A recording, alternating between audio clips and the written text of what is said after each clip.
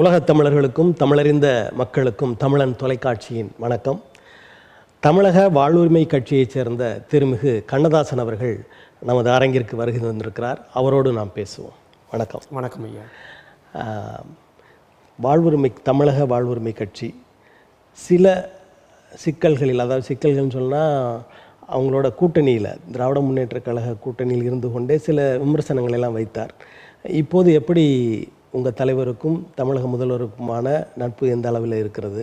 இல்லை, நல்லதை பாராட்டுவதும் கெட்டதை சுட்டி காட்டுவதும் தான் அண்ணன் வேல்முருகனுடைய அரசியல் பாணி.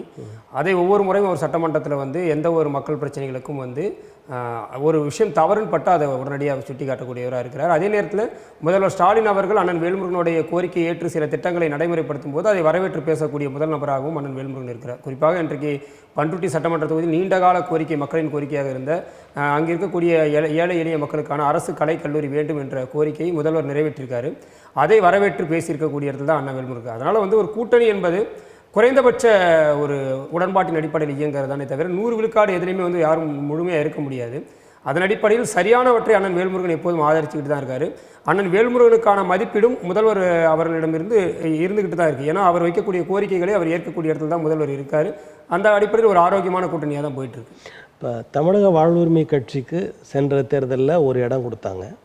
இது அதிகம் ஆகிற நிலை இந்த தேர்தலில் இருக்குன்னு நினைக்கிறீங்களா? கூடுதலாக இருக்குது. ஏன்னா நீங்கள் இப்போ சமீப காலமாக தமிழக வாழ்வுரிமை கட்சி ஏறத்தாழ 13 ஆண்டுகள் ஆகுது தொடங்கப்பட்டு. இந்த 13 ஆண்டுகளில் இல்லாத அளவுக்கு அதிகப்படியான இணைப்புகள் இப்போ தான் நடந்துகிட்ருக்கு. நீங்கள் சமீப காலமாக அந்த 2 மாதமும் அண்ணனுடைய முழுமையான அரசியல் பயணம் என்னென்னா இணைப்பு விழா கூட்டங்களே அவர் செலவிட்டிருக்காரு. ஏறத்தாழ எனக்கு தெரிஞ்சு ஒரு 30-40 பேர் இந்த 2 மாதங்களில் மட்டும் புதிதாக இணைந்திருக்காங்க. அதிலும் நிறைய மாற்றுக் கட்சிகளை சேர்ந்தவர்கள் எல்லாம் அண்ணன் வேல்முருகன் தலைமையை ஏற்று இணைஞ்சிக்கிட்டு இருக்காங்க. அதுவும் குறிப்பாக நாம் தமிழர் கட்சின்னு சொல்ல போறீங்களா? கண்டிப்பாக நாம் தமிழர் கட்சியோடைய மிக முக்கியமான நிர்வாகிகள், வேறு ஏதோ அடிமட்டத்தில் இருந்தவங்க கிடையாது. அண்ணன் சீமானின் வலதுகரமாக இடதுகரமாக இருந்து கட்சியை வலிமைப்படுத்தி கட்டமைத்த பெரும்பாலான நிர்வாகிகள் எல்லாமே இப்போ தமிழக வாழ்வுரிமை கட்சியில் இணைஞ்சிக்கிட்டு இருக்காங்க. அந்த அடிப்படையில் இன்றைக்கு பழைய தாவாக்காவை விட இன்றைய இருக்கக்கூடிய தாவாக்கா ஒரு வலிமையான தாவாக்காக மாறி இருக்கிறது. அந்த அடிப்படையில் எங்களுடைய பகிர்வு என்பது, அதிகார பகிர்வு இன்னும் கூடுதலாக கேட்கக்கூடிய இடத்துல நாங்கள் இருக்கோம். அது தேர்தல் நேரத்தில் அண்ணன் முடிவு செய்வார். இப்போ தமிழ் தேசியம் அப்படின்னு பேசி வந்த சீமான், அதற்கு பிறகு இப்போ வந்த விஜய், இவங்கெல்லாம் அந்த தமிழ் தேசிய வாக்குகளை பிரித்து கொள்கிற நிலையில் இருந்தபோது உங்களுக்கான ஒரு சிறு பகுதி இருந்தது. ஆனால் இப்போ பெரியாரை பற்றி விமர்சனம் செய்ததால் சீமான், அவரை எதிர்த்த வாக்குகள் எல்லாம், தமிழ் தேசிய வாக்குகள் எல்லாம் உங்களுக்கு வருது அப்படின்ற மாதிரியான ஒரு பேச்சு இருக்குது. அது உண்மைதானா? இல்லை, நீங்கள் பொதுவாகவே சீமானோடு விஜய் தமிழ் தேசியவாதியாக ஒப்பிடுறதை நாங்கள் ஏற்க மாட்டோம். சீமான் வேல்முருகன் என்பதை கூட நம்ம ஏற்றுக்கொள்ளலாம் ஒரு வகையில். ஏன்னா 2 பேருக்குள்ளேயும் செயல் சொல்லு அப்படிங்கிற அடிப்படையில் கூட ஓரளவுக்கு ஒரு ஒப்பு போகும். ஆனால் விஜய்க்கு தமிழ் தேசியம்னா என்னென்னு எழுதி கொடுத்தா தான் தெரியும். இன்றைக்கும் அவர் தமிழ் தேசிய அரசியல் மொழி சார்ந்த பிரச்சனைகள் பேச போகிறாரா, அல்லது இந்த மண் சார்ந்த பிரச்சனைகளோட நிலைப்பாடு என்ன? அவரோட ரசிகர்களாக இருக்கிற தமிழர்கள் இவர் இப்படி தமிழ் தேசியம் பேசும்போது தமிழ் தேசியத்துக்கு மாறுறதுக்கான வாய்ப்புகள் இல்லை. அது இவர் முதல் தெளிவாக பேசணுங்கிறதான் கேள்வி, ஒரு கோரிக்கையாக இருக்குது. இன்றைய வரை விஜய் என்ன பேசியிருக்காரு அப்படிங்கிறது இப்போ வரைக்குமே அவருடைய நிலைப்பாடு என்னன்னு தெரியலை. அவர் ஒரு மேடைகளில் எழுதி கொடுக்கக்கூடிய துண்டுச்சீட்டுகள் என்ன இருக்கோ அதை படிச்சுட்டு போயிருக்காரு. இன்றைக்கு ஒரு ஊடகவியலாளர் சந்தித்து அவருடைய நிலைப்பாடை தெளிவுபடுத்தக்கூடிய அளவுக்கு கூட அவர் துணிச்சல் இல்லாத ஒரு நபராக. நீங்கள் இந்த பேசுகிறவங்கெல்லாம் சிறப்பான அரசியல்வாதிகள். நீங்கள் ஒரு கருத்தை வெளிப்படுத்தக்கூடிய ஆற்றல் கூட இல்லாதவர் எப்படி தலைவராக இல்லையே? அது எப்படி நீங்கள் வெளிப்படுத்த முடியாமல் செயல்பாடுகளை செய்கிற எத்தனை பேர் இருக்காங்களே? சரிங்க, நீங்கள் ஒன்றும் இல்லை. நீங்கள் குறிப்பாக இந்த கிரிக்கெட் வீரர், அவர் பேர் என்ன, டெண்டுல்கர், அவர் பேசுகிறதே ஒரு மாதிரியாக இருக்கும். ஆனால் அவருடைய சாதனைகள், செயல்பாடுகள்லாம் அபிரதமாக இருந்தது. இல்லை, நீங்கள் செயல்பாட்டை நாம் குறைத்து மதிப்பிட விரும்பவில்லை. ஆனால் நான் ஒரு கட்சி நடத்துகிறப்ப, எனக்கு ஒரு கட்சியை நான் கட்டமைக்கிறேன்னா என்னுடைய கட்சியின் வரைவுகளை, செயல் திட்டங்கள் நான் உருவாக்கக்கூடிய ஆளுமை தன்மை எனக்கு இருந்தால் மட்டும்தான் நான் ஒரு கட்சியை நடத்த முடியும். என்னுடைய செயல்பாடு, என்னுடைய வரைவு திட்டங்களை கூட நான் ஏன் வெளிப்படுத்த முடியல? அதை சொல்வதற்கு விஜய்க்கு என்ன தடுக்குது? இன்றைக்கு அப்பப்போ தலைவர்களுடைய நினைவு நாள், பிறந்த நாளுக்கு மட்டும் மாலை போட்டுட்டு போயிடுறாரு. கொள்கை தலைவர்கள் என்று சொல்கிறாரு. கொள்கை தலைவர்கள் என்று சொல்கிறீங்க. கொள்கை தலைவர்கள் எந்தெந்த பிரச்சனைகளுக்காக போராடி இருக்காங்களோ அதையெல்லாம் நீங்கள் இன்னும் முன்னெடுத்து போராடணும்ல. இன்றைக்கி எத்தனை பிரச்சனைகளில் தாவேகா ஒரு தெளிவான பார்வையை முன் வச்சிருக்கு. விஜய் பேச வேண்டாம், அவருக்கு அடுத்த நிர்வாகிகள் இருக்காங்க. இன்றைக்கி ஆதவ அர்ஜுனா இருக்கிறாரு, புஷி ஆனந்த் இருக்காரு. இன்றைக்கி எண்ணற்ற பெரும் ஆளுமைகள் எல்லாம் விஜயோட கட்சியில் இருக்காங்க. யாரிடமும் இந்த மண் சார்ந்த பிரச்சனைக்கு ஒரு தெளிவான பார்வை இருக்கா? இவர்கள் திமுகவை திட்டிக் கொண்டிருக்கிறார்கள் அல்லது பாஜகவை திட்டிக் கொண்டிருக்கிறார்கள் என்ற அரசியல், அந்த எதிர்மறை அரசியலை தாண்டி உண்மையில் இங்கு ஆக்கப்பூர்வமான அரசியலை தாவேகாவில் யாராவது முன் வச்சிருக்காங்கன்னா யாருமே கிடையாது. அதை தான் நம்ம சுட்டி காட்ட விரும்புகிறோம். ஒரு அரசியல் நிலைப்பாட்டை அவர்கள் வந்து தெளிவுபடுத்தாதப்ப அவர்களை நீங்கள் தமிழ் தேசியவாதியாக எப்படி அடையாளப்படுத்த முடியுன்ற கேள்வி தான் நமக்கு. இப்போ தமிழ்நாட்டில் இவருடைய வரவு வந்து ஒரு பெரிய மாற்றத்தை ஏற்படுத்தும் அப்படின்னு பேசுகிறவங்க பல பேர் இருக்காங்க. கண்டிப்பாக அது வந்து உண்மைதானா உங்களுடைய பார்வை? பொதுவாகவே வந்து அதை நடுநிலையான வாக்காளர்கள் வந்து எப்போதுமே ஒரு மாற்று சக்திகளை எதிர்பார்ப்பாங்க. அதுதான் வந்து விஜயகாந்த் வந்தபோதும் சரி, கமலஹாசன் வந்தபோது கூட அந்த மாற்று சக்திகள் வந்து பெரிய அளவில் வந்து நம்பிக்கை வைத்து கமலஹாசனை கூட வாக்களித்தாங்க. அதுபோல் இப்போ விஜய் வந்து ஒரு மாற்று சக்திகள் வந்து தங்களுக்கான ஒரு மாற்று என்னன்னா ஒரு பொதுவாகவே ஒரு மாஸ் மூவ்மெண்ட்டை தான் மக்கள் எதிர்பார்க்குறாங்க. என்னதான் நம்ம கருத்தியலாக நிறைய பேசினாலும் நம்மை போன்ற அமைப்புகள் எல்லாம் முதல்ல என்னவா பார்க்குறாங்கன்னா இதெல்லாம் சிறு அமைப்புகள், ஒரு பகுதி அமைப்புகளாக தான் பார்க்க ஆரம்பிக்கிறாங்க. இதுவே விஜயகாந்தோ ரஜினிகாந்தோ வரும்போது அவர்கள் உலகளாவிய ஒரு முகங்களாக தெரியப்படும் போது அந்த மாஸ் மூவ்மெண்ட்டாக அது மாறுது. அதனால் விஜய் வந்து ஒரு மாற்று சக்தியாக இப்போ திமுக வேண்டாம் அதிமுக வேண்டாம் அப்படிங்கிற நினைக்கிறவங்க இன்னொரு ஆப்ஷனாக வந்து ஜெயிக்கிற குதிரை மேலே பந்தயம் கட்டிய பழக்கப்பட்ட மக்களுக்கு விஜய் போன்ற ஒரு குதிரையை வந்து ஜெயிக்கிற குதிரையாக பார்க்கப்படுற ஒரு வாய்ப்பு இருக்குது. ஆனால் அது வந்து அந்த வாய்ப்பை அவர்கள் சரியாக பயன்படுத்தணும். இப்போ விஜயகாந்த் வந்தார் 2006 முதல் முறையாக தனித்து நிற்கும் போது ஒரு எம்எல்ஏ வெற்றி பெற்று சட்டமன்றத்துக்குள்ள போனார். 2011 அவர் எதிர்க்கட்சி தலைவராக ஆனார். ஆனால் அதற்கு பிறகு அவருடைய அரசியல் என்னவாச்சுன்னா இன்றைக்கு டெபாசிட் வாங்க முடியாத இடத்துல தான் வந்து இன்னைக்கு தேமுதிக இருக்குது. அப்போ அந்த இடத்தை வந்து மீண்டும் விஜயும் அது போல வருவாரா அல்லது விஜயோடைய அரசியல் ஒரு சீரான வளர்ச்சியை நோக்கி நகருமா அப்படிங்கிறத அவருடைய அரசியல் செயல் திட்டம் தான் நடைமுறைக்கு உண்டு. இப்போ தற்போதைய நிலையில் இவருடைய வாக்கு விகிதம் இந்த அளவிற்கு ஒரு குறிப்பிட்ட ஏதோ ஒரு எண்ணில் இந்த அளவிற்கு வரும் அப்படின்னு நீங்கள் சொல்ல முடியுமா? கண்டிப்பாக நிறைய அரசியல் விமர்சகர்கள் பாண்டே போன்றவர்கள் எல்லாம் கணிச்சு சொல்கிறாங்க 6 to 10 விழுக்காடுகள் வரைக்கும் வாங்குவாங்க. என்னை பொறுத்த வரைக்கும் அதில் வந்து சந்தேகம் இல்லை, ஒரு 10 விழுக்காடுக்கான வாக்கு வாங்குவதற்கான வாய்ப்பு இருக்குது. ஏன்னா இன்றைக்கு கட்சி இன்னும் முழுமையாக கட்டமைக்கப்படாத காலகட்டத்திலேயே எல்லா கிளைகளிலும் கட்சி இருக்கக்கூடிய அளவுக்கு வந்து தாவேகாவுடைய வளர்ச்சி நம்ம பார்க்கணும். அது குறைப்பிச்சு மதிப்பிட முடியாது. அது நீடிச்சு நிலைக்குமா அப்படிங்கிறது நம்ம எதிர்காலத்தில் பார்ப்போம். ஆனால் இன்றைய சூழ்நிலையில் எல்லா கிராமங்களிலும் விஜய் ரசிகர் மன்றங்கள், விஜய் ரசிகர்கள் என்ற அடிப்படையில் நிறைய பேர் விஜயோடைய கட்சியின் மாவட்ட நகர பிரதிநிதிகளை கூட தெரியாதவர்கள் கூட உறுப்பினராக மாறியிருக்கான். அவனுடைய அரசியல் ஆர்வம், அவன் ஆன்லைனில் பதிவு பண்ணியாவது ஒரு உறுப்பினர் அட்டை வாங்கி வச்சுக்கான், அவன் விஜய்க்கு ஓட்டு போடணுன்ற ஒரு ஆர்வத்தில் இருக்கான். அந்த அடிப்படையில் குறைந்தபட்சம் ஒரு 10 விழுக்காடு வாக்குகள் என்பது விஜயோடைய இன்றைய அரசியல் இதுவாக இருக்குன்னு நான் நம்புகிறேன். இப்போ அந்த 10 விழுக்காடு ஏதாவது சட்டமன்ற உறுப்பினர்களை உருவாக்கும் அப்படின்னு நினைக்கிறீங்களா? வாய்ப்பு குறைவு தான். நீங்கள் ஏதாவது ஒரு வலிமையான கூட்டணியை அவர் அமைத்தால் அதற்கான வாய்ப்புகள் நிறைய இருக்குது.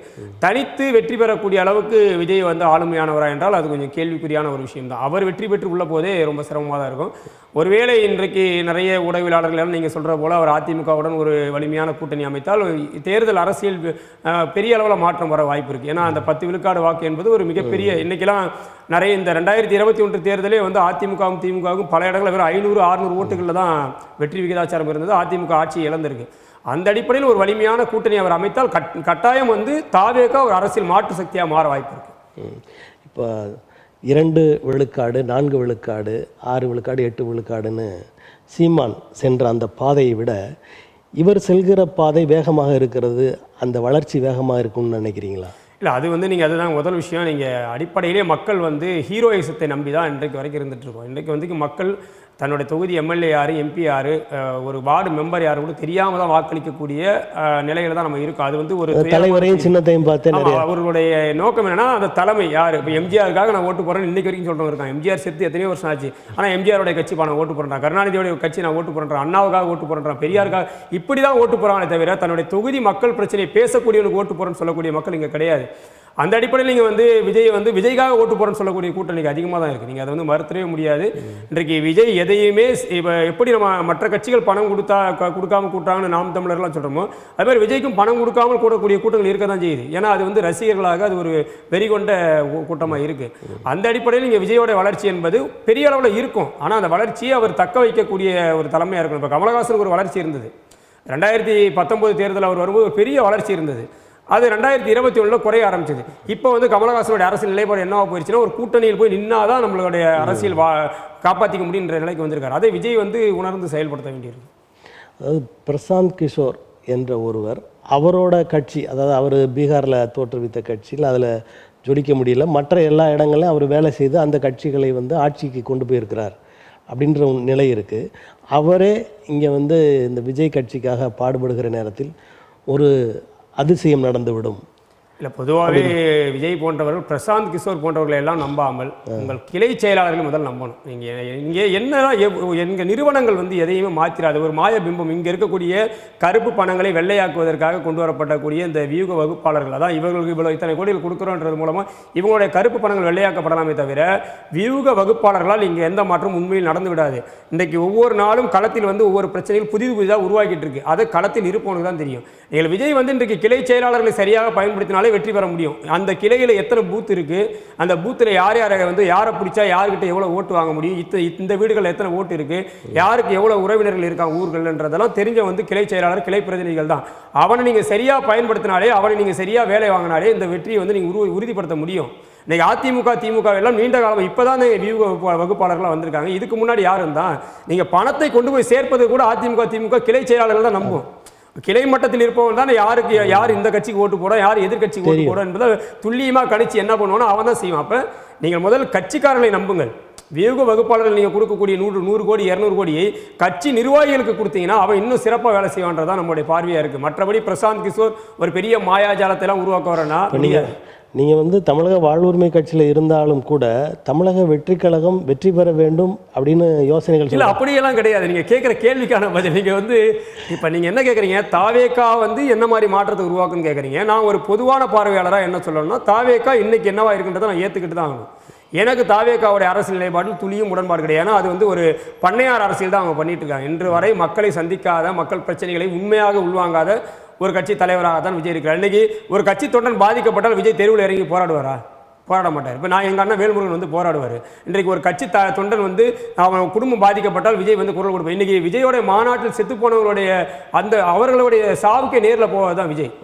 அப்படி இருக்கக்கூடிய ஒரு விஜய் வந்து நீங்கள் வந்து எங்களோட ஒப்பிட முடியாது. ஆனால் அவர் ஒரு மாஸ் மூவ்மெண்ட்டில் இருக்காருன்றதை நான் ஏற்றுக்கிட்டு தான் அவனை யதார்த்தத்தை வந்து ஒத்துக்காமல் வந்து பேச முடியாது. தமிழக வாழ்வுரிமை கட்சி அதற்கு வாக்கு விழுக்காடு எவ்வளவு அப்படின்னு தெரியாது. ஆனால் புதிதாக வந்தவர்களுக்கும் வாக்கு விழுக்காடு இவ்வளவு இருக்கும் அப்படின்னு சொல்கிறாங்க. அதே நேரத்தில் வேல்முருகன் அவர்களுக்கு விஜயை விட குறைந்த அளவு தான் வாக்கு விகிதம் இருக்குங்கலாம் பேசுகிறாங்க. இந்த 2026 தேர்தல் எப்படி இருக்குன்னு நினைக்கிறீங்க? அதுதான் சொல்கிறேன் இல்லைங்களா, நீங்கள் தமிழக வாழ்வுரிமை கட்சியோடைய பலவீனத்தை நாங்கள் சரியாக உள்வாங்கினதால தான் நாங்கள் வீண் விரயங்களை நிறைய தவிர்க்கிறோம். இப்போ தேர்தலில் 234 தொகுதியும் ஆட்கள் நிறுத்த முடியாதது கிடையாது. 234 தொகுதிக்கு ஆளுக்கு ஒருத்தரை பிடிச்சி நிறுத்திட்டு போயிடலாம், அவர்களுக்கு டெபாசிட் கட்டலாம், அவர்கள் பிரச்சாரம் பண்ணலாம். ஆனால் ஒரு தேர்தல் என்பது ஒரு அடித்தட்டு மக்களாக நான் ஒரு சாதாரணமாக நீங்கள் எந்த விதமான ஓட்டுக்கு பணமே தர தேவையில்லை. ஒரு தொகுதியில் நீங்கள் போட்டியிடுறீங்க, ஒரு எம்எல்ஏ தொகுதியில்னா அந்த தொகுதி முழுக்க சுற்றி வர்றது குறைந்தபட்சம் ஒரு 10 லட்ச ரூபா செலவு பண்ணணும். உங்களுடைய நீங்கள் நிற்கிறீங்கன்றதை கொண்டு சேர்க்கறதுக்கு ஒரு 10 லட்ச ரூபா செலவு பண்ண வேண்டிய நிலையில் அந்த செலவு பண்ணி நீங்கள் ஒரு 50,000 ஓட்டு வாங்கி தோத்தாலுமே அது வீண் தான். இப்போ நம்ம என்ன நினைக்கிறோம்னா, நாம் வந்து அதிகாரத்தை நோக்கி நகரோம்னா முதல்ல நம்மளுடைய கட்டமைப்பை சரிப்படுத்தணுன்ற இடத்துல தமிழக வாழ்வுரிமை கட்சி இருக்குது. நாங்கள் வந்து அகல கால் வைக்கல, ஒரு நிதானமாக வந்து பயணப்பட்டுருக்கோம். மற்ற அமைப்புகள் வந்து என்ன நினைக்கிறாங்கன்னா, இப்போ விஜய்க்கு வந்து ஒரு மாஸ் மீடியா, இப்போ நீங்கள் விஜய் என்ன பேசினாலும் நியூஸ் ஆகிட்டு இருக்கு. விஜயோட நியூஸ் போடாத நாளே கிடையாது. இன்றைக்கி வந்து அனைத்து கட்சி கூட்டத்தில் புஷி ஆனந்த் என்ன பேசினாரு யாருக்குமே தெரியாது. அவருக்கு என்ன நடந்ததுனே புஷி ஆனந்துக்கே தெரியாது. ஆனாலும் மீடியா வந்து அதை கவரேஜ் பண்ணுது. இப்போ மீடியாக்கள் என்னவா கொண்டு போய் சேர்க்குறீங்கன்றதா மக்கள் பார்க்குறாங்க. மக்கள் யாருமே அரசியலை புரிஞ்சுக்கிட்டுலாம் வர்றது கிடையாது. அவர்களிடம் நீங்கள் என்ன கொண்டு போய் சேர்க்குறீங்கன்றதா மக்கள் பார்க்குறான். நீங்கள் ஜெயிப்பிங்க சொன்னால் மக்கள் நம்புறான். அதுதான உண்மை. அப்போ மீடியாக்கள் வந்து சரியாக இருந்தால் வேல்முருகன் போன்றவர்களெல்லாம் ஒரு ஆளுங்கட்சியாக வர முடியும். இன்றைக்கி உண்மையிலே மீடியாக்களுக்கு தெரியும் யார் ஆளுமை மிக்க தலைவரும் தெரியும். நீங்கள் வேல்முருகன் வந்து இப்போ நீங்கள் தமிழ்நாடு சட்டமன்ற உறுதிமொழி குழு தலைவராக இருந்து அவர் என்ன பணி ஆற்றி கொண்டு இருக்கிறார் என்பது மீடியாக்களுக்கு தெரியும். ஆனால் எத்தனை மீடியாக்கள் கொண்டு போய் சேர்க்குறீங்க? அப்போ அந்த இடத்துல தான் நாங்கள் வந்து இன்னும் நாங்கள் ரொம்ப நிதானமாக பயணிக்க வேண்டிய தேவை இருக்குது. இப்போ சீமான் வந்து இப்போ 2019 கட்சி இயக்கம் கட்டி 2016 முதல் தேர்தல் வந்தார். இன்றைக்கு ஏறத்தாழ ஒரு 10-15 ஆண்டுகளாக அப்படியே தனிச்சு போகிறதா சொல்லிக்கிட்டே இருக்கார். ஆனால் அவர் 2016 நிறுத்தப்பட்ட 234 வேட்பாளர்கள் 2021 இருந்தாங்கன்னா இல்லை. அதில் ஏறத்தாழ 170க்கும் மேற்பட்ட வேட்பாளர்கள் 2021 முதல் புதிய வேட்பாளர்கள் தான். எல்லாருமே வெளியே போயிட்டான்.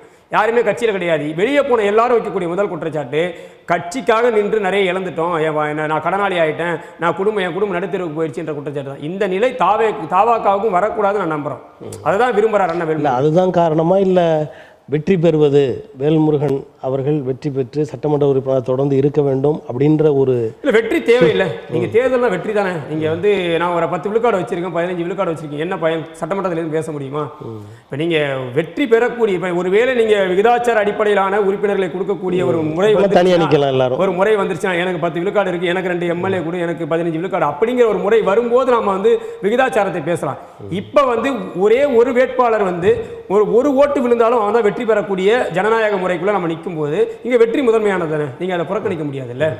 இப்போ இதுவரைக்கும் திராவிட முன்னேற்ற கழகத்தை அதிவேகமாக எதிர்த்து வந்த விஜய் பாரதிய ஜனதாவை அவ்வளோவா எதிர்க்கலை. ஆனால் திடீர்னு அண்ணாமலை அவர்கள் அவரை வந்து விமர்சிக்கிறார். விஜயை அவர் வந்து நடிகைகளுக்கு இடுப்பை கிள்ளுகிற வேலையை செய்கிறாரெல்லாம் பேசுகிறார். ரொம்ப ஒரு தரக்குறைவாக பேசுகிறார். இதை எப்படி பார்க்குறீங்க?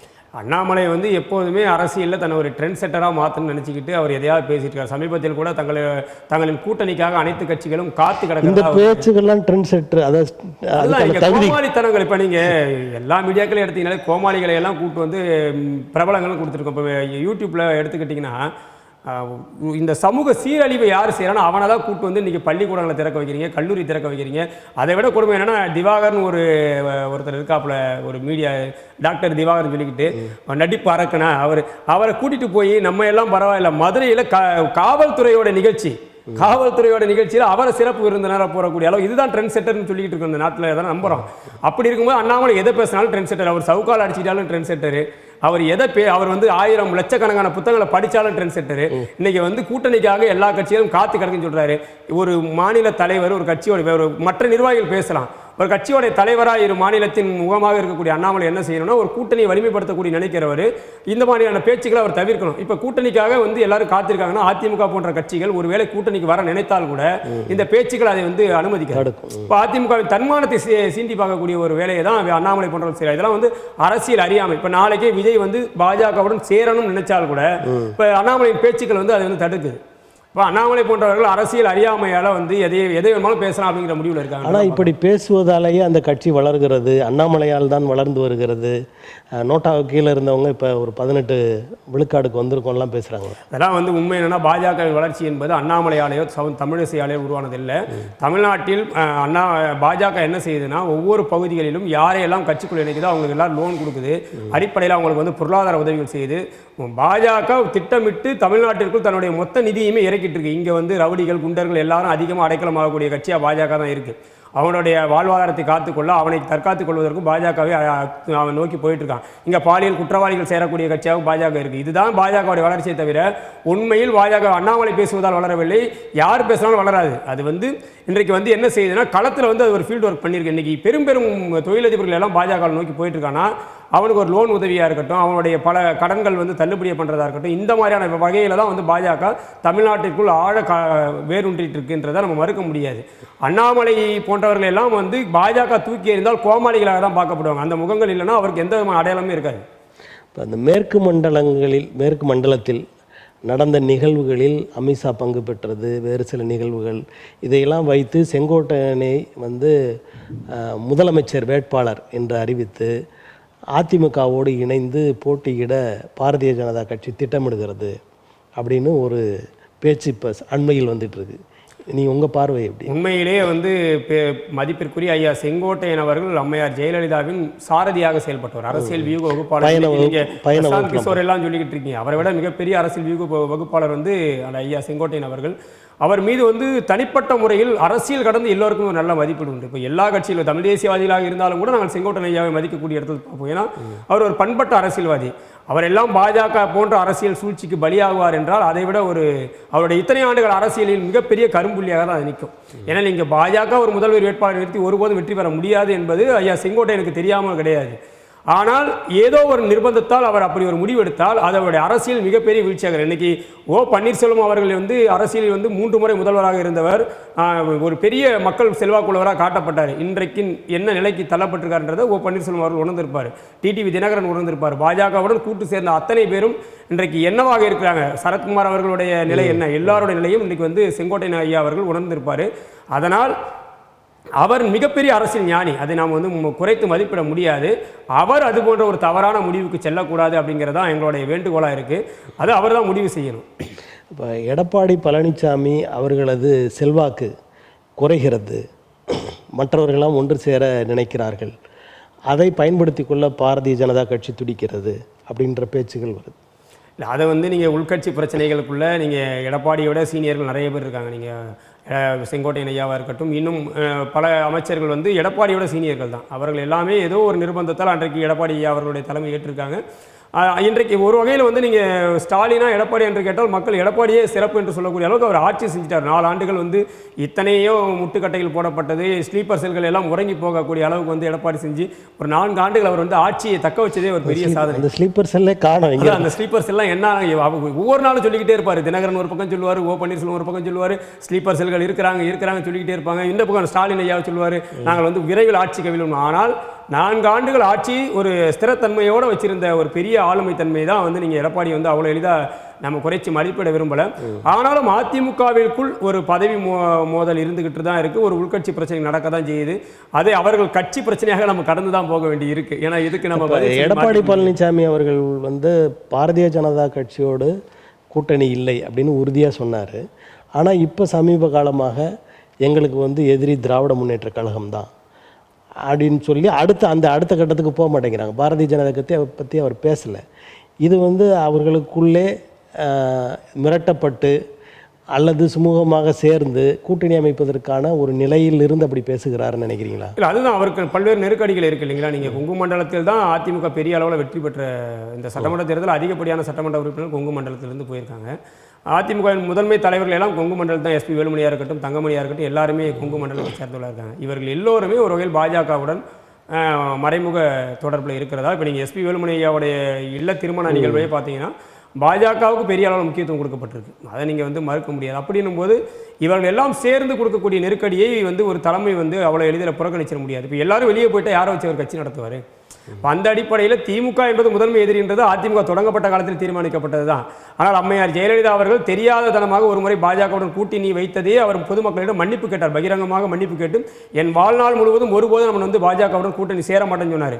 ஆனால் அந்த தவறையே வந்து அம்மையார் செத்ததுக்கு பிறகு உடனடியாக எடப்பாடி போன்றவர்கள்லாம் செய்தார்கள். ஏன்னா அவருடைய ஆட்சியை காப்பாற்றிக் கொள்வதற்கு. அதனால் அவர்கள் நாளையே கூட்டணி சேர்வதற்கு எந்த விதமான தடையும் அவங்களுக்கு கிடையாது. ஏன்னா அவர்களுக்கு இப்போ இருக்கக்கூடிய எதையாவது ஒன்றை பிடித்து மேலே வரணுன்றதான் அதிமுக இன்றைக்கி இருக்குது. இன்றைக்கி அதிமுக ஒரு பெரிய அளவில் வந்து ஒரு எதிர்க்கட்சியாக சொல்லப்பட்டாலும் தமிழ்நாட்டு மக்கள் பிரச்சனைகள் அதிமுகவின் செயல்பாடு என்பது 0வாக தான் இருக்குது. எந்த இடத்துலையும் அதிமுக இங்கே வந்து செயலிழந்து போய் கிடக்கு. இங்கே கட்சியோடைய கட்டமைப்பு முழுமையாக செல்லரிச்சு போயிடுச்சு. இந்த சூழ்நிலையில் எடப்பாடி அவர்களுக்கு கொடுக்கக்கூடிய நிர்பந்தங்களை அவர் ஏற்று தான் ஆக வேண்டி இருக்கும்னு நான் நினைக்கிறேன். இப்போ அண்ணாமலை அவர்கள் திடீர்னு திமுகவுக்கும் விஜய் கட்சிக்கும் ஒரு நெருக்கம், அதாவது கமுக்கமாக ஒரு நெருக்கம் வச்சுருக்காங்க, அவங்க 2 பேரும் ஒன்று தான் அப்படின்ற மாதிரி பேசுகிறாரு. அண்ணாமலை அவர்கள் திமுக மீண்டும் ஆட்சிக்கு வரணும்னு ஆசைப்படுறாரு நினைக்கிறேன். இதுதான் வந்து கள்ள கூட்டணின்னு சொல்கிறது. என்னென்னா பொதுவாகவே வந்து ஒரு எதிர்ப்பு வாக்குகளை வந்து சிதைக்கக்கூடிய வேலை யாரும் செய்யக்கூடாது. செஞ்சிட்டோம்னா அவங்க தான் ஜெயிப்பாங்க. இப்போ நீங்கள் திமுக எதிர்ப்பு வாக்குகளை ஒரு 4 பகுதியாக பிரிச்சிட்டிங்கன்னா திமுகவின் ஓட்டு அப்படியே தான் இருக்கும். திமுக எதிரான ஓட்டுகள் 4ஆக பிரியும் போது என்ன ஆகும்னா திமுக மீண்டும் ஆட்சி அமைக்க தான் செய்யும். இப்போ நீங்கள் வந்து அண்ணாமலை என்ன நினைக்கிறாருன்னா அதான் செய்கிறாரு. பாஜக மறைமுகமாக திமுக ஆதரிக்குதா அப்படிங்கிற பார்வை தான் அமைக்க வேண்டியிருக்கு. நீங்கள் வந்து திமுகவை எதிர்க்க வேண்டும், திமுக ஆட்சி அகற்ற வேண்டும் என்றால் திமுக அல்லாத அனைவரையும் நீங்கள் வந்து அணி சேர்க்க வேண்டிய வேலை செஞ்சுருக்கணும். ஆனால் அதை அண்ணாமலை செய்யாமல் எல்லாரையும் திட்டுவது, எல்லாரையும் வந்து வெளியேற்றுவது அப்படிங்கிறது மறைமுகமாக திமுகவுக்கு பாஜக வேலை செய்யுதா அப்படிங்கிற கேள்வியை நம்ம எழுப்ப வேண்டியிருக்கு. அப்போ நீங்கள் சொல்கிறத பார்த்தா பாஜகவும் திமுகவுக்கும் ஏதோ ஒரு உறவு இருக்குது அப்படின்னு நினைக்கிறீங்க? நீண்ட காலமாக பல்வேறு பிரச்சனைகள் திமுக பாஜகவோட இணக்கமாக தான் போயிட்டுருக்கு. ஏன்னா நீங்கள் அதிமுக ஆட்சி காலத்தில் கூட இங்கே பாஜக பெரிய அளவில் வந்து எந்த விதமான அரசியல் செயல்பாடுகளில் ஈடுபட முடியல. இன்றைக்கு RSS உடைய ஊர்வலங்கள் எல்லாம் திமுக ஆட்சியில் வந்து அதிகமாக நடத்தப்படும் போது நமக்கே அந்த கேள்வி எழுது. இப்போ அரசு நடத்துகிற டாஸ்மாக்லேயே கை வைக்கிறாங்க, அமலாக்கத்துறை உள்ள வருது அப்படின்னும் போது அவங்க எதிராக தானே இருக்கிறாங்கன்னு தோணுது. இல்லை, அதுதான் நீங்கள் வந்து நேரடியாக ஒரு டீலிங் பேசிக்கிட்டு இருக்காங்க. நீங்கள் எந்த வழக்கிலையாவது ஒரு முறையான தண்டனை கிடைச்சிருக்குங்களா? எதிரையாவது மிரட்டுறாங்க. முதல்ல மிரட்டுவாங்க. இடி அனுப்புறதோ சிபிஐ அனுப்புறதோ வந்து ஒரு மிரட்டல். எனக்கு நீ அடிபணிஞ்சிட்டுனா முடிஞ்சு போச்சுன்றது. ஆனால் திமுக அடிபணிய தயாராக தானே இருக்குது.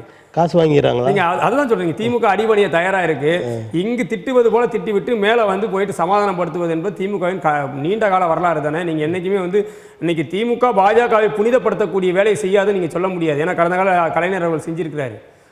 RSSம் ஒரு சமூக இயக்கம் தான் சொன்னவர் தான் ஐயா கலைஞர் அவர்கள். அதனால் வந்து நீங்கள் திமுக பாஜகவோட கூட்டணி சேராதுன்னு நம்மளால் சொல்ல முடியாது. அது எப்போதுமே ஒரு கள்ள கூட்டணி வச்சுக்கிட்டே தான் இருக்காங்க. உண்மையில் மக்கள் பிரச்சனையில் பாஜகவும் திமுகவும் மாறி மாறி ஒரு சண்டைகிறதா நடிக்கிறாங்களே தவிர இவர்களுக்குள் ஒரு ஒருமித்த கருத்து இருந்துக்கிட்டு தான் இருக்குது. இப்போ உங்கள் கூட்டணியின் தலைமை திமுக, அவங்களே நீங்கள் எதிர்த்து பேசுகிறீங்க, அவங்கள விமர்சிக்கிட்டு இருக்கீங்க. எதிர்த்து பேசுவதற்கும் உண்மையை பேசுறதுக்கு நிறைய வேறுபாடு இருக்குங்க. நாங்கள் தான் சொல்லிட்டோம்ல, கூட்டணி என்பது இன்று இருப்பது நாளை இருக்கும்லாம் சொல்ல முடியாது. நாளை வந்து கூட்டணி கணக்குகள் மாறலாம். எங்களுடைய கூட்டணி என்பது தேர்தலில் எங்களுடைய அதிகார பகிர்வுக்கானதாக மட்டும்தான் இருக்கே தவிர நாங்கள் அடிமை சாசனம் எழுதி கொடுத்துடல. இப்போ திமுகவின் தவறுகளை நாங்கள் பேச வேண்டிய தேவை எங்களுக்கு இருக்குது. ஏன்னா நாங்கள் தான் ஒரு கூட்டணி தலைமையை வந்து சரிப்படுத்த முடியும்.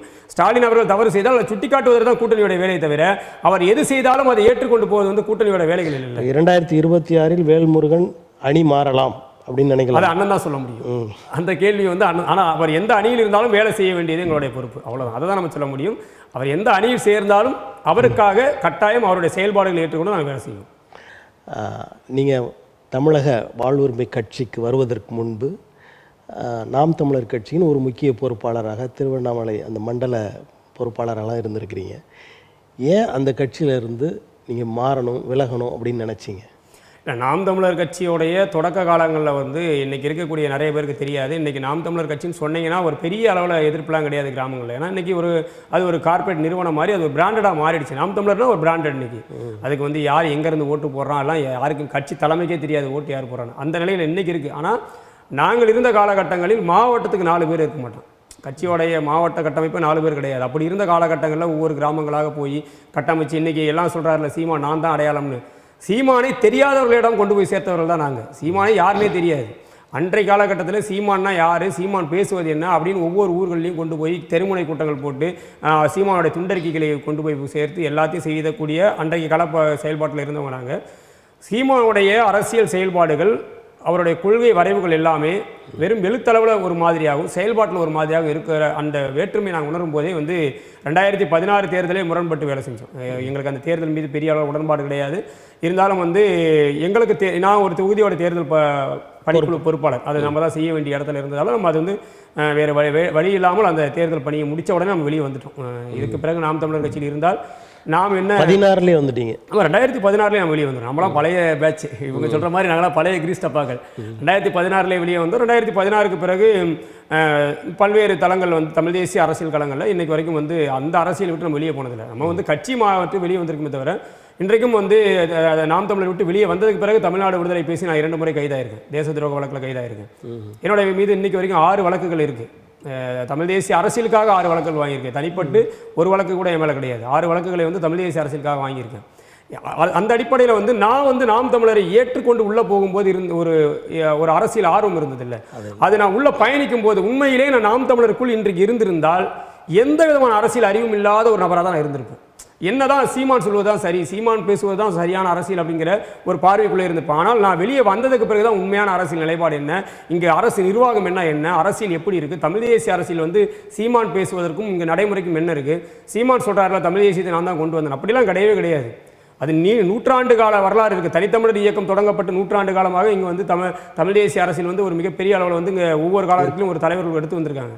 அப்படிப்பட்ட அரசியல் செயல்பாடுகளை வந்து இன்னைக்கு வந்து சீமான் என்னவா கொண்டு வந்திருக்காருன்னா சீமானிச அரசியலாக மாற்றிட்டு இருக்காரு. சீமான் சொல்லுவது தான் சரி, சீமான் பேசுவது தான் சரி, சீமான் என்ன சொன்னாலும் சரி.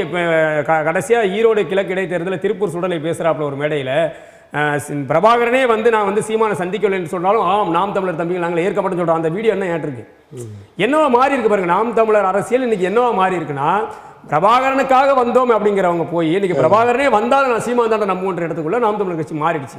இதை நாங்கள் அன்னைக்கே கணிக்கிறோம். நான் அன்னைக்கே சொன்னேன், இது வந்து சின்ன கருணாநிதி அவர் சீமான் வந்து ஒருபோதும் நாம் தமிழர் கட்சி அரசியல் அதிகாரத்தை நோக்கி நகராது. தமிழ் தேசியவாதிகளை 2009 உருவான ஒரு லட்சக்கணக்கான இளைஞர்களின் அந்த இதய கொந்தளிப்புகளை மடைமாற்றக்கூடிய ஒரு சக்தியாக நாம் தமிழர் கட்சி அரசு கொடுத்துருக்கு. இவர்கள் உருவாக்கல, அரசாக உருவாக்கி கொடுத்துருக்கு. அதை நாம் வந்து நம்பி ஏமாந்துக்கிட்டு இருக்கோம். அதுதான் வந்து ஒரு வேதனையான ஒரு விஷயம். இப்போ அந்த நாம் தமிழர் அமைப்பு நாம் அமைப்பு ஒரு கூட்டம் போட்டாங்க. அதில் ஜெகத் கஸ்பர் அவங்களாம் இருந்தாங்க. அப்போ அவர் பேசும்போது அவர் என்ன சொல்கிறாரு, இந்த உளவு அமைப்புகளால் உருவாக்கப்பட்டவர் சீமான் அப்படின்னு சொல்கிறாரு. அது உண்மைன்னு நினைக்கிறேன். இல்லை, உண்மையிலே நீங்கள் சீமானுடைய செயல்பாடுகள் அப்படி தான் இருக்குது. நீங்கள் ஒரு தமிழ் தேசிய தலைமை, நான் இப்போ நீங்கள் மேடைகளில் வீரம் பேசக்கூடிய சீமான் அவருடைய கட்சிகளில் இருந்து யாராவது போய் ஒரு எதிர்வினை ஆற்றி ஒரு வழக்கு எடுத்துட்டாங்கன்னா அவருக்கு எனக்கு சம்மந்தம் இல்லைன்னு சொல்லிட்டு போயிடுவோம். நீங்கள் ஒன்றும் இல்லை, நம்ம நடிகர் ஜெயராமன் வந்து 2009-10 காலகட்டங்களில் வந்து தமிழ் பெண்களை வந்து ரொம்ப இழிவாக பேசியிருப்பார். கருப்பு எருமைகளை போட இருக்காங்கன்னு சொல்லி பேசும்போது இன்றைய நாம் தமிழர் ஆதரவாளர்கள் தான் போயிட்டு வந்து அவரோட வீட்டில் வந்து பெட்ரோல் அடி கொண்டு வீசுறாங்க. ஆனால் அந்த வழக்கில் சிக்கின ஒருத்தர் கூட சீமான் இன்று வரை உதவி செய்யும். இன்றைக்கும் அவர்கள் எல்லாம் நான் பார்க்குறேன், என்னுடைய நண்பர்கள் அதில் இருக்காங்க. இன்று வரை சீமான் அந்த வழக்கில் சிக்கியவர்களுக்கும் அவர்களுக்கும் சம்மந்தம்னு சொல்லி தவறி போனாரே தவிர, தள்ளி போனாரே தவிர அவர்களுக்காக எந்த உதவியும் அவர் செய்ய தயாராக இல்லை. இது மாதிரி நிறைய வழக்குகள் எடுத்து உதாரணமாக சொல்லிட்டு போயிட்டே இருக்கலாம். நிறைய வழக்குகளில் மாட்டியவர்களை சீமான் கைகளை விட்டு போயிருக்காரு. ஒரு தமிழ் தேசிய அமைப்பு நீங்கள் தான் அவரை காப்பாற்றிருக்கணும். அப்போ உங்களுக்காக உங்களை நம்பி இன்னைக்கு தேனியில் வந்து சீமானை வந்து அந்த நாயக்கர் மகால் விவகாரத்தில் வந்து ஒரு சீமானை அவதூறாக பேசிட்டான்னு சொல்லிட்டு வீடு தேடி போய் அடித்தவங்களாம் இன்றைக்கி நாம் தமிழர் கட்சியில் கிடையாது. எல்லாருமே இன்றைக்கி வெளியே இருக்கான். அப்படி அன்றைக்கு எதிர்வினை ஆற்றியவர்கள் எல்லாம் இன்றைக்கி நாம் தமிழர் கட்சி விட்டு விலக்கப்பட்டு அல்லது வெளியேற்றப்பட்டு மிகப்பெரிய மனத்துயரத்தோடு தான் இருக்கான். நாம் தமிழர் கட்சி என்ன செய்யுதுன்னா, தமிழ் தேசியம்னு பேசினா நான் தான் அதோட அத்தாரிட்டி அப்படின்னு அது நினச்சிக்கிட்டு இருக்கு.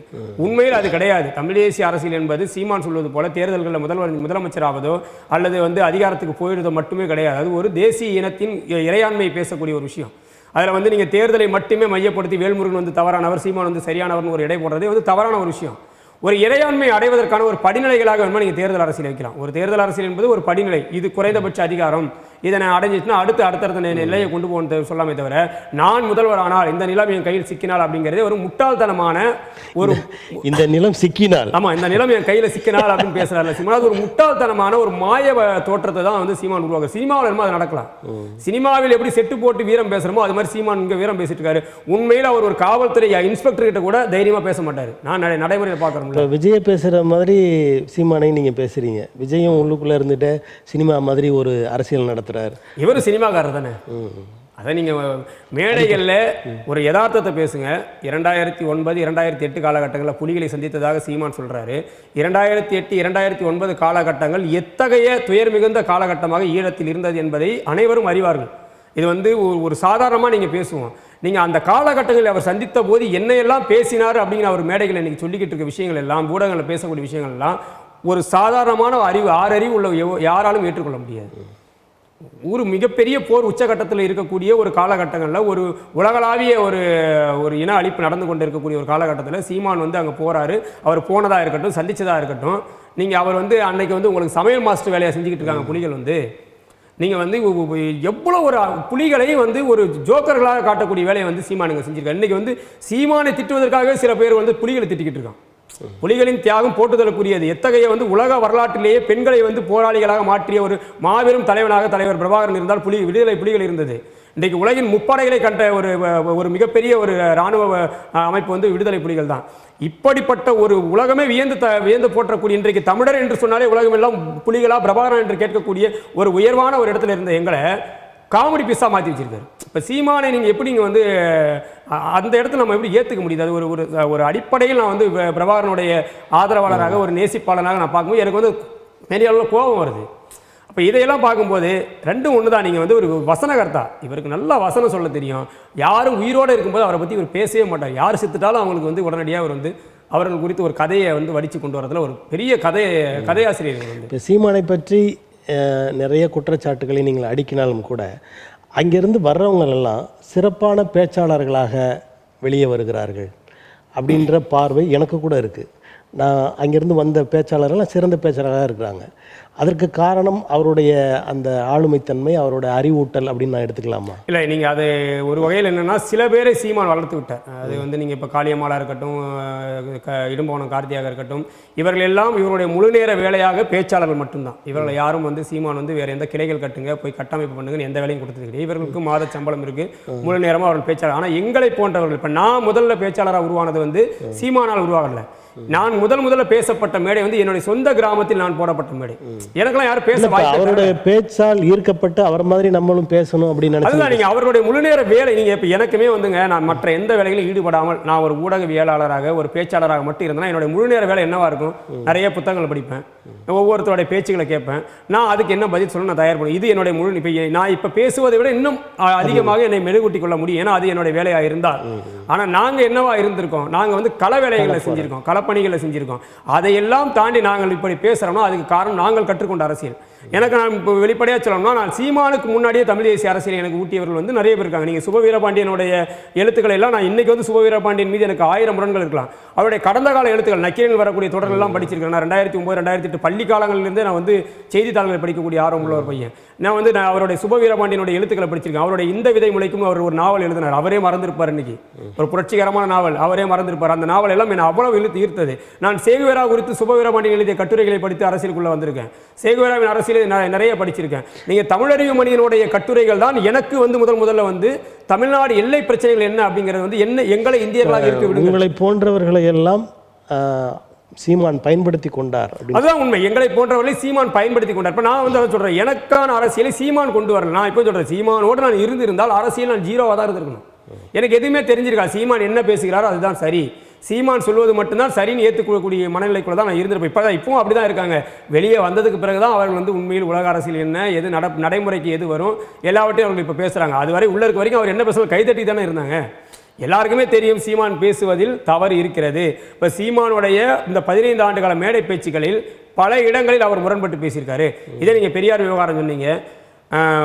இதே சீமான் தான் சொல்றாரு, நான் வந்து தலைவரை சந்திக்கும் போது நாங்கள் வந்து பெரியாரை ஏற்றுக்கொண்டு நிற்கிறோம், தலைவர் சொன்னதா சொன்னாருன்னு சொல்றாரு. ஆனால் இப்போ சமீபத்தில் என்ன சொல்றாரு, நாங்கள் தலைவரை சந்திக்காதவரை நான் பெரியார் ஆதரவாளராக இருந்தேன், இப்போ வந்து நான் பெரியாரை தாக்குறேன்றாரு.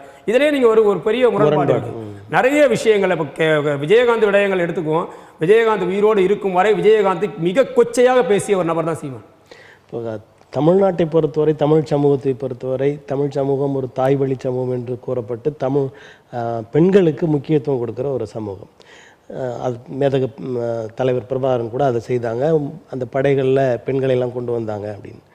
ஆனால் இவர் இப்போ அண்மை காலத்தில் பெண்களை தரக்குறைவாக பேசுவது என்ற அந்த நிலைக்கு, இவ்வளவு கீழ்த்தரமான நிலைக்கு வந்து விட்டாரே என்ற ஒரு ஆதங்கம் உங்கள்கிட்ட இருக்கா? அதுதான் சினிமா. நான் இப்போ கூட கண்டித்து ஒரு விஷயம் போட்டிருந்தேன். சோழக்காட்டுக்கு தூக்கிட்டு போயாராங்க வந்து கற்பழிச்சு சொல்லியிருந்தார் இல்லைங்களா. அதுவே வந்து ஒரு சுற்றியும் பெண்களை வைத்துக்கொண்டு அதை நீங்கள் ஒரு அரசியல், ஒரு பண்பட்ட அரசியல்வாதியாக நீங்கள் பேச வேண்டிய ஒரு நபர் வந்து, அதுவும் ஒரு தமிழ் சமூகத்தை நான் வழிநடத்தி செல்லக்கூடிய ஒரு தலைவன் சொல்லக்கூடியவர் இவ்வளவு அருவருக்கத்தக்க. இப்போ ஏன் வீட்டு பெண்கள் இருந்தால் நான் அப்படி பேசுவோம்னா அப்படிங்கிற ஒரு கேள்வி இருக்குல்ல. நீங்கள் அந்த கேள்வியை நீங்கள் நியாயமாக எதிர்கொண்டிருக்கலாம். பல்வேறு வகையில் அதை வந்து நிராகரித்து கூட போயிருக்கலாம். நீதிமன்றத்தில் வந்து வழக்கு நடந்திருக்கு, நான் அதை எதிர்கொள்கிறேன் அப்படின்னு சொல்லிட்டு நீங்கள் கடந்து போயிருக்கலாம். ஆனால் இவ்வளவு கொச்சைப்படுத்திக் பேச நீங்கள் நீங்கள் வந்து விஜயலட்சுமி வந்து யாருன்னு நமக்கு தெரியாது. அது அவருடைய தனிப்பட்ட பர்சனலே வச்சுக்குவோம். நீங்கள் இன்னைக்கு பொதுவில் நீங்கள் தான் விஜயலட்சுமி விவகாரத்தை வந்து ரொம்ப கொச்சைப்படுத்திட்டுருங்க. அவர் ஒரு பாலியல் தொழிலாளின்றீங்க.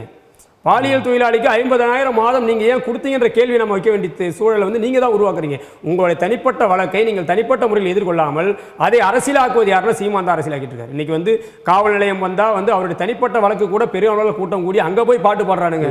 என்னது அது பிரபாகரன் பாட்டை பாடுறான். எவ்வளோ ஒரு நான் என்ன கேட்குறேன்னா, பாலியல் ஒழுக்கத்திற்கே வந்து எடுத்துக்காட்டு பிரபாகரன் தான். அது சிங்கள பத்திரிகையாளராகட்டும், இந்திய பத்திரிகையாளர்களாகட்டும், உலக பத்திரிகையாளர்களே போற்றி போன்ற ஒரு மிகப்பெரிய ஒரு ஒழுக்கத்தின் ஒரு அடையாளமாக பார்க்கப்பட்ட தலைவர் பிரபாகரனை வலசரவாகம் காவல் நிலையத்தில் கொண்டு போய் அவ்வளோ கேவலப்படுத்திட்டு இருக்காங்க. என்னவோ இவர்கள் எல்லாம் சீமான் மீது அவர் குற்றமற்றவராக கூட இருக்கட்டும், அவர் சென்ற வழக்கு எதற்காக? அவர் ஒரு பாலியல் குற்றச்சாட்டு வழக்குக்காக போயிருக்காரு. அந்த வழக்கை அவர் நேர்மையாக எதிர்கொள்ளட்டும், அவர் நீதிமன்றத்தில் போய் அதை முடிச்சுக்கிட்டு வரட்டும். அதை தான் நீங்கள் விட்டுருக்கணும். அதை வழக்கறிஞர் குழு பண்ணட்டும். நீங்கள் கட்சியின் அனைத்து நிர்வாகிகள் ஒரு பெரும் புரட்சிகரமான ஏதோ செயலுக்கு போன மாதிரி போயிட்டு அங்கே வந்து தலைமகனே எங்கள் பிரபாகரனின் பாட்டு போடுறீங்க. அப்போ பிரபாகரனை ஏற்றுக்கொண்டவர்கள் எல்லாம் என்னவா, இப்போ நீங்கள் பிரபாகரன் பார்வையை வேற மாதிரி மாத்துறீங்க. இப்போ எல்லாருமே வந்து என்ன பாலியல் வழக்குகளில் இருக்கிறதா பிரபாகரன் ஏற்றுக்கிட்டு நிற்கிறாங்களா? இங்கே சீமான் இது போன்ற அரசியல் நிலைப்பாடுகளை முதலில் மாற்றிக்கொண்டாலே அவர் வந்து ஓரளவு வளர முடியும். இப்போ அங்கிருந்து வெளியில் வந்தவங்கெல்லாம் ஏதாவது ஒரு காரணம், எதேச்சதிகாரம் என்னெல்லாமே சொல்கிறாங்க, சர்வாதிகாரம் எல்லாத்தையும் சொல்கிறாங்க. ஆனால் இப்படி பெண்களை தரக்குறைவாக பேசியதால் நான் வெளியே வந்தேன் என்று எந்த பெண்ணும் சொன்னதில்லை, எந்த பெண்ணும் வெளியே வரல. மருத்துவர் இளவஞ்சி அவர்கள் வந்து ஒரு குற்றச்சாட்டு வச்சிருந்தாங்க. என்னதான் பெண்களுக்கு 50 விழுக்காடு இடஒதுக்கீடுன்னு அவர் சொல்லிக்கிட்டு இருந்தாலும் கட்சியின் கட்டமைப்பில் பெண்களுக்கு எந்த விதமான இடத்தையும் அவர் கொடுக்கறது கிடையாது. கட்சியின் கட்டமைப்பு அடிப்படையில் பெண்கள் தொடர்ச்சி புறக்கணிக்கப்படுறாங்கன்னு ஒரு மாநில ஒருங்கிணைப்பாளராக இருந்த மருத்துவர் இளவஞ்சி அவர்கள் குற்றச்சாட்டு வச்சிருக்காங்க. நிறைய பேர் வெளியில் சொல்லாமல் இருக்கலாம். இப்போ நீங்கள் வந்து வண்டாரி தமிழ்மணி என்கிற ஒருத்தர் இருந்தார் மதுரையில், ஒரு பல ஆண்டுகளுக்கு முன்னாடி ஒரு பெரிய துயர சம்பவம்.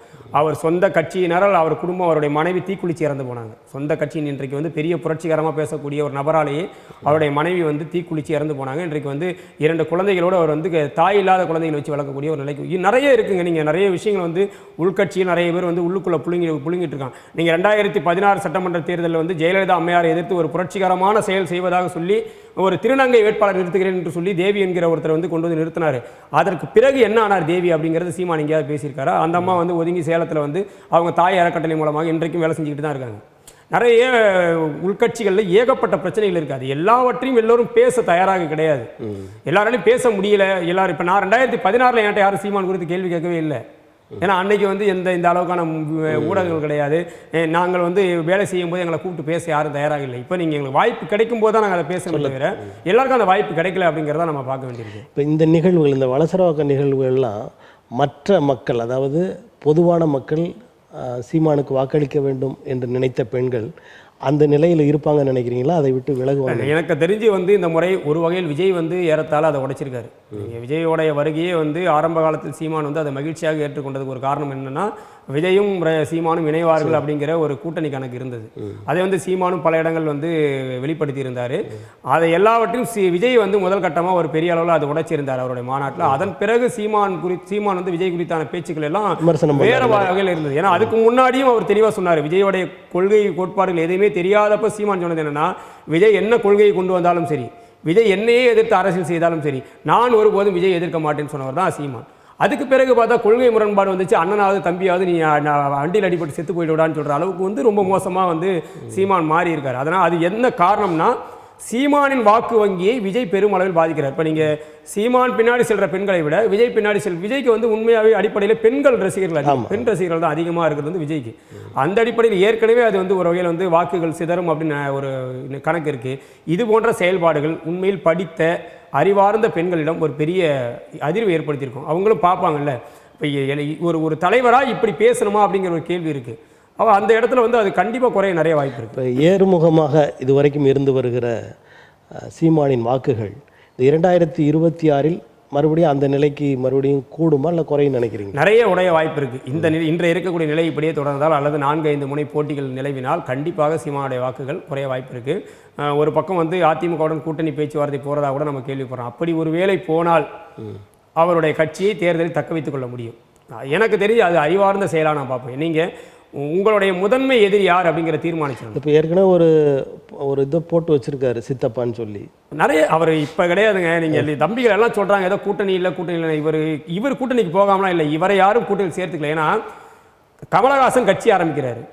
கமலஹாசன் கட்சி ஆரம்பித்து எல்லாரையும் அவர் சந்திக்கிறாரு. இவர் ஓடி போய் அவர் சந்தித்து பூங்கொத்து கொடுக்குறாரு. கேட்டால் எங்களை மண்ணின் மைந்தர் அப்படின்னு சொல்கிறார். அப்போ ஊடகவியலாளர் கேள்வி கேட்கும்போது, கமலுடன் இணைவீர்களா என்று கேட்கும்போது இவர் அதை மறுக்கவே இல்லை. எங்களுக்கு கூட்டணியே கிடையாது, நாங்கள் வந்து தனிச்சு தான் நிற்போம். அங்கே சொல்லலை. என்ன சொல்கிறாருன்னா, நீங்கள் விரும்பினால் எங்கள் கூட்டணி சேருன்றார். அங்கேயே அவர் ஒரு துண்டு போடுறாரு. அப்பயும் அவர் துண்டு போட்டு தான் வைக்கிறாரு. விஜய் வரும்போது துண்டு போடுறாரு.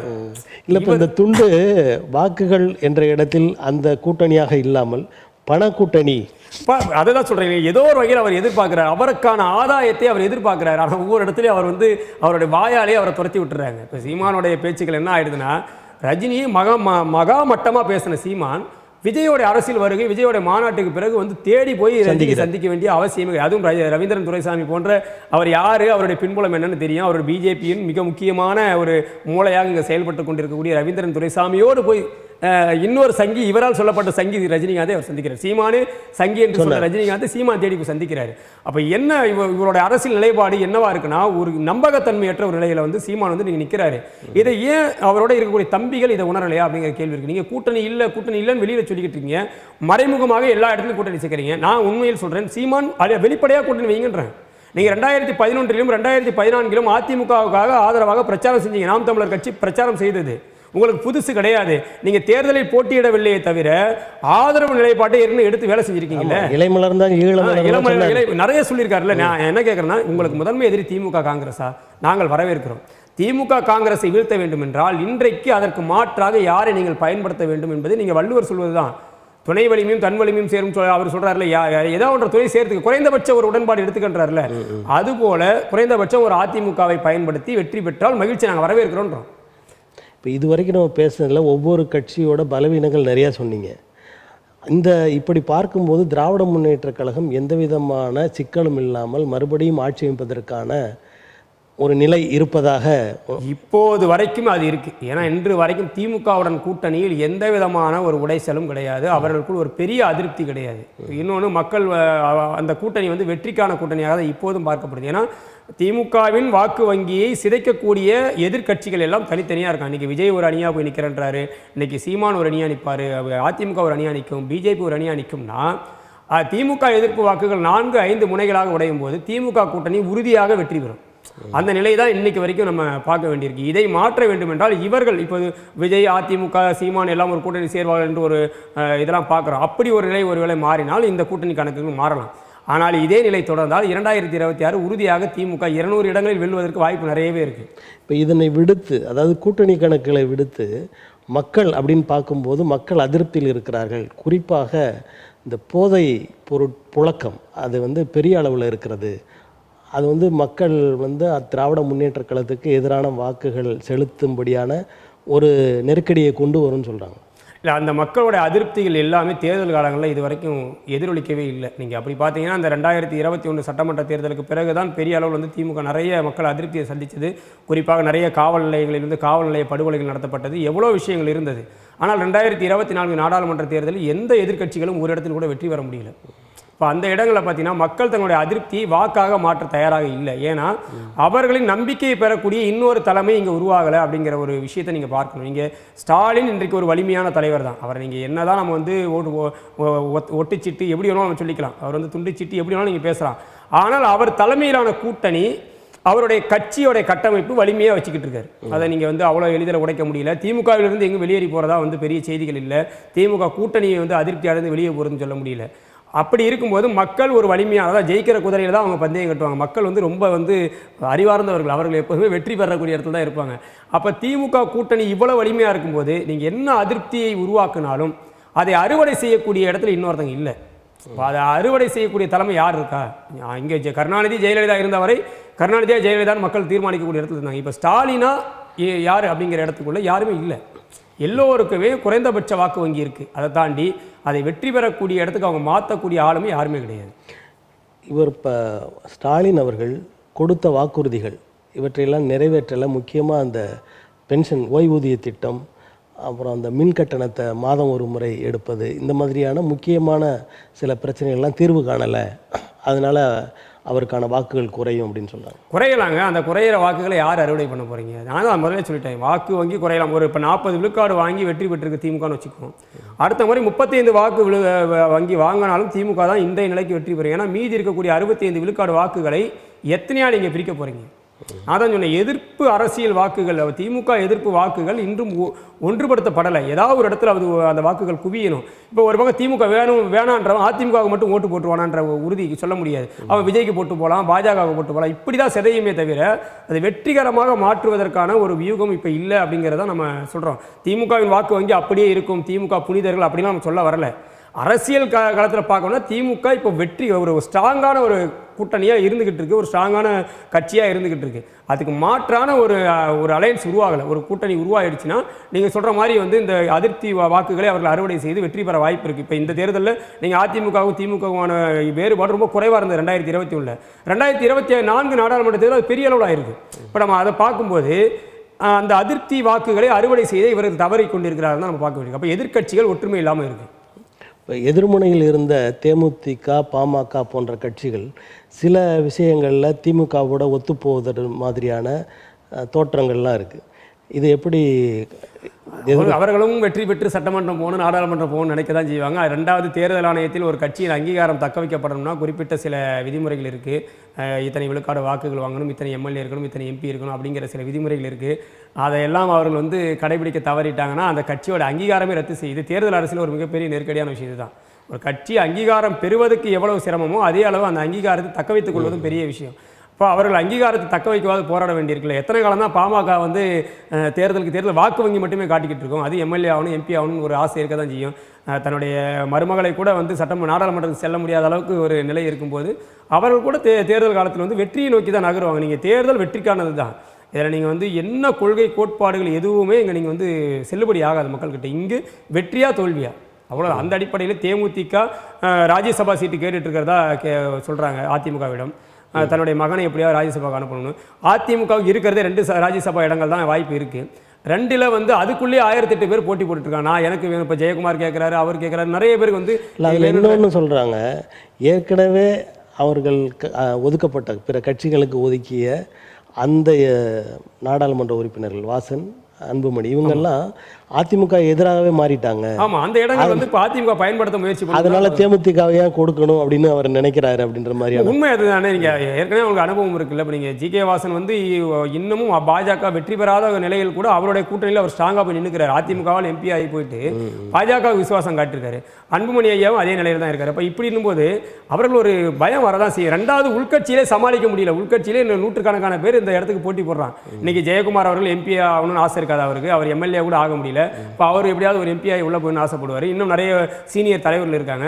அப்படி என்றால் அந்த 2 இடத்துக்கு எத்தனை பேர் அவங்க இடத்து தர முடியுன்ற கேள்வி இருக்குது.